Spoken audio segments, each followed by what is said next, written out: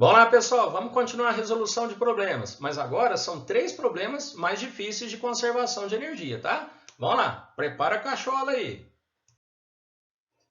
Vamos lá então, pessoal, exercício 1, página 403. Um rapaz de 50 kg de massa, com auxílio de cordas, sobe até o topo de uma superfície semisférica de gelo, um iglu, de raio igual a 2 metros, conforme ilustra a figura. Olha só, cada ideia, né? Bom, partindo do repouso, o rapaz começa a escorregar. Despreze qualquer atrito, gravidade 10, e como plano de referência o solo, julgue os itens a seguir. Então, vamos começar a fazer. Bom, o primeiro item é teórico, é mais de boa. Ó. O trabalho realizado pela força normal, força de contato entre o rapaz e o glu, é nulo em todos os instantes da queda do rapaz. Pessoal, lembra que a força normal ela é perpendicular aqui ó, à superfície. Então, ela será sempre perpendicular aqui à velocidade ou deslocamento instantâneo.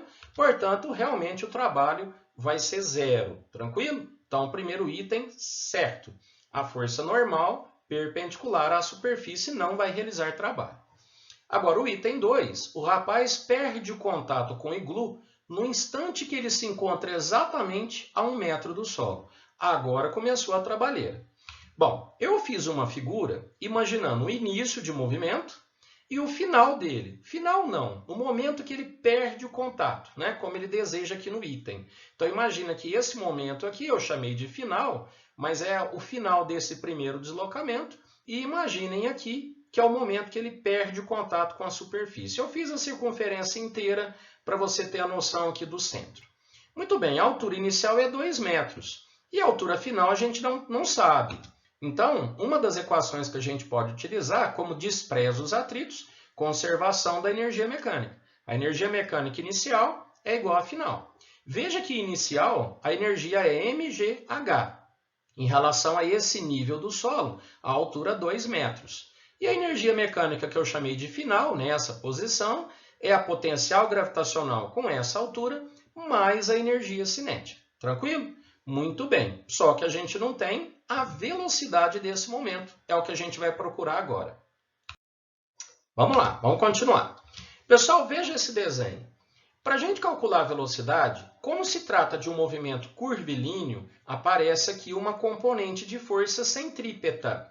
Então, nessa posição, eu marquei a força-peso e veja que eu não marquei a normal. Por que eu não marquei a normal? Porque este é o ponto, esta é a posição que o rapaz perde o contato com o iglu. Então, se ele perde o contato com a superfície, a normal aqui é zero.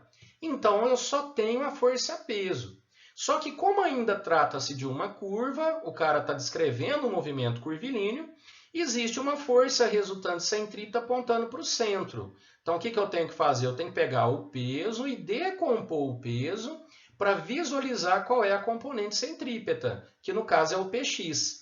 Veja que o Py, desculpa, veja que o Px nessa direção seria a força resultante tangencial, que no caso aqui eu não vou utilizar. Vamos utilizar apenas a resultante centrípeta, que no caso vai ser então o Py.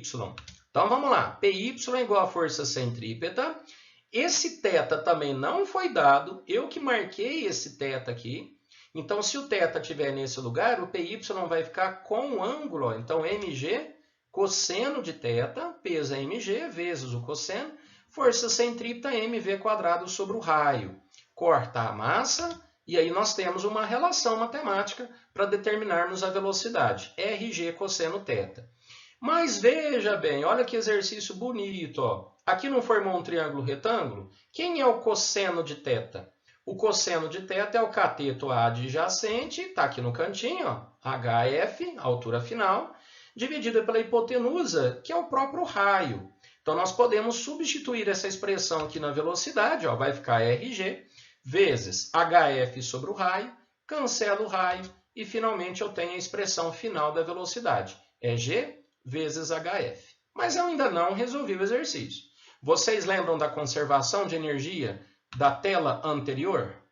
A energia mecânica inicial é igual à final. Energia mecânica inicial é a potencial gravitacional, e nessa posição, que eu chamei de final, tem a altura, então tem energia potencial gravitacional com uma altura menor, mais a energia cinética. Veja que a massa a gente pode cancelar. Cancelando-se as massas, e eu substituir no lugar da velocidade ao quadrado é g vezes hf. Olha lá, ó. Muito bem, agora a gente também pode cortar o g. Então, ficou aqui 3hf sobre 2, veja, hf sobre 2 mais hf, 3hf sobre 2 é igual à altura inicial. E a altura inicial é 2 metros, que é o próprio raio do círculo, né, do semicírculo. Fazendo a continha final, a gente descobre que a altura final é 4/3 de metro. Tranquilo? Portanto, esse item que fala 1 metro está equivocado, está errado. Mas é um item mais difícil, esse problema é um exercício famoso, viu, moçada? De livro, é um exercício de aprofundamento, tá? Vamos fazer o item 3. No item 3, ó, no instante que o rapaz perde o contato com o iglu, que é exatamente esse momento, a direção radial faz um ângulo θ com a vertical, tal que cosseno de θ é 2/3. Ora, nós calculamos aqui o cosseno, a expressão, né? Nós achamos a altura final nesse momento, então basta substituir aqui, ó. Cosseno de θ é a altura final, que é 4/3, dividido por 2, que é o raio. Fazendo essa continha, o cosseno de θ é 2/3, tranquilo? Então esse item está correto. Legal? Consequência aí do item anterior.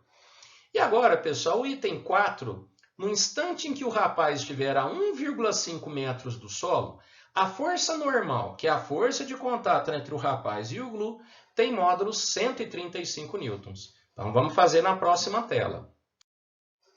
Bom, vamos lá. Pessoal, mesmo desenho anterior, só que a bolinha está mais acima, tá vendo? Eu fiz um desenho com a bola um pouco mais elevada. Agora tem normal, tá vendo? A normal nesse momento não é 0. Então a altura inicial é 2 metros, ele quer saber qual o valor da normal para essa altura de 1,5 metro. O procedimento é muito semelhante. Vamos determinar a velocidade nessa posição usando a conservação de energia.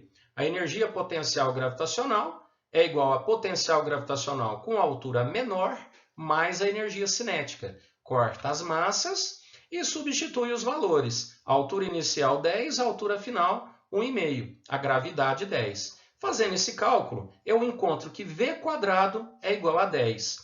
E agora, pessoal, e o lance da força centrípeta?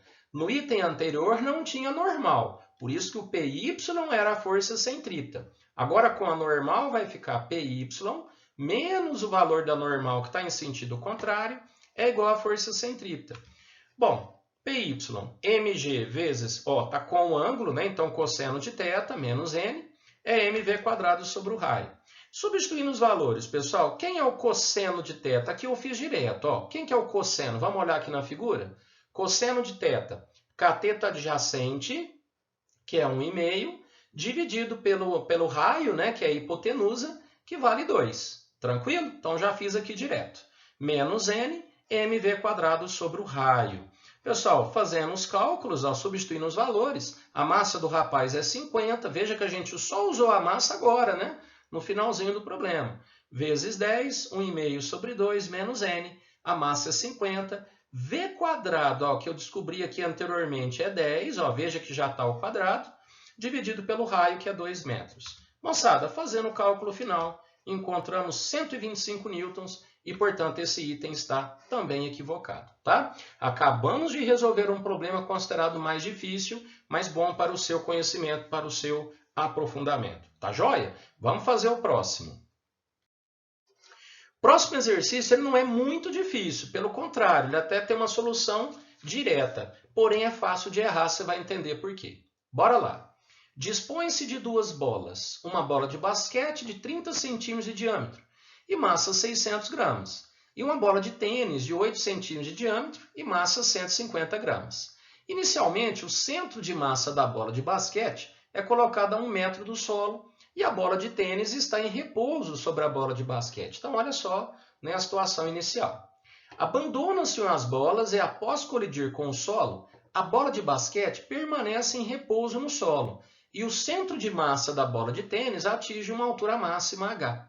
Com um sistema conservativo, calcule em metros o valor de h.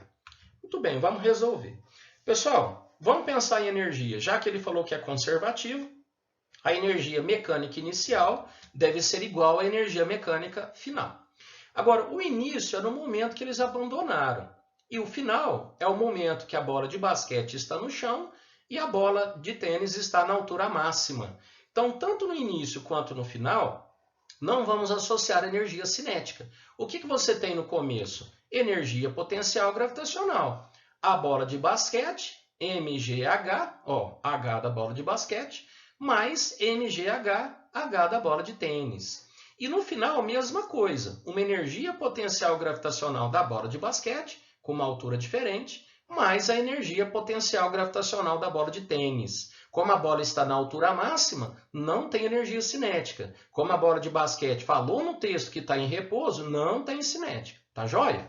Agora, pessoal, vamos lá. Olha que coisa interessante. Os objetos são corpos extensos. Dê o tamanho de cada objeto. Então, quando você utilizar energia potencial gravitacional que precisa da altura, qual a altura que a gente deve usar? Sempre a altura do centro de massa do objeto até o nível de referência que é o solo. Então, por isso que o centro de massa da bola de basquete já está a 1 metro do chão, no início.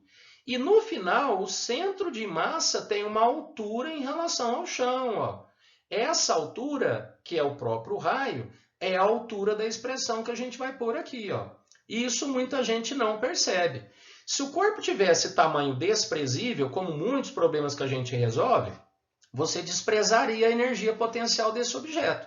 Mas quando você faz um problema, é uma pessoa, ou no caso aqui uma bola, um carro, um veículo. Bom, se o corpo tiver tamanho considerável, você tem que considerar a posição do centro de massa do objeto e a altura do centro de massa que é considerável. Tá joia? Então vamos preencher os valores. Vamos lá, ficou grandão, mas eu vou te explicando. Massa da bola de basquete, 600 gramas. Passei aqui para quilogramas, 0,6. A gravidade cancela, gravidade G, G, G e G eu cancelei, tá? Então ficou aqui só a altura da bola de basquete, que é 1 metro, a altura do centro de massa. Bom, agora a massa, a energia potencial gravitacional da bola de tênis, a massa a gente já cancelou. Qual que seria essa altura? Vamos lá, olha o meiozinho da bola de tênis aqui. Eu tenho que pegar 1 metro, tá aqui, mais o raio da bola de basquete aqui para cima. Quanto que é o raio? Ela não tem 30 centímetros de diâmetro? Então, o raio é 15 centímetros. Passando para metro, 0,15. Mais o raio da bola de tênis. O diâmetro da bola de tênis é 8 centímetros. Então, mais 4 centímetros passa para metro, 0,04. Bem minucioso, né? Tem que tomar cuidado aqui. Isso é igual. Bom, no final, o que nós temos na bola de basquete? A altura, lembra que a gente já cortou a gravidade, né? Então, a massa 0,6 kg, vezes a altura dela, que é o próprio raio, que é 15 centímetros, 0,15.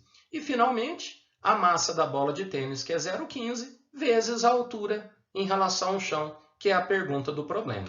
Pessoal, então essa montagem que é mais difícil. Veja, não é um exercício muito demorado, né? Mas esse raciocínio que você está aprendendo aqui é fundamental. Cuidado com os centros de massa. Cai muito na FUVEST, na Unicamp, tá?